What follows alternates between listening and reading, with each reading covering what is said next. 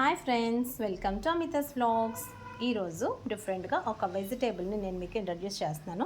చాలామందికి తెలిసే ఉంటుంది అనుకోండి. ఇదే వైట్ బ్రింజాలు, తెల్ల వంకాయ అంటారు దీన్ని. వంకాయలు ఇది ఒక వెరైటీ అనమాట. నిన్న మాకు తెలిసిన వాళ్ళు తీసుకొచ్చి ఇచ్చారండి, వాళ్ళ ఇంట్లోనే పండించారంట. సో చూసారా, ముచ్చుకు కూడా చాలా ఫ్రెష్గా ఉంది కదా. ఈ కాడ వడిలిపోకూడదు అనమాట. ఇలాగా గ్రీన్గా ఉండి ఫ్రెష్ అని అర్థం. నార్మల్గా మనం వంకాయ కొంటున్నా కూడా మనం అలా చూసుకోవచ్చు.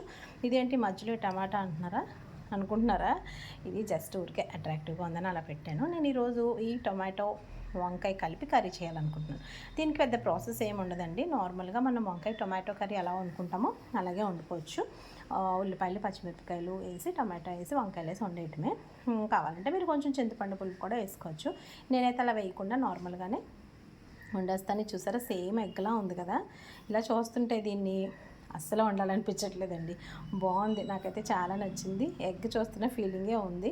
ఈ ఎగ్ షేప్లో ఉన్న వంకాయ టొమాటో కలిపి వండేస్తాను నేను ఈరోజు.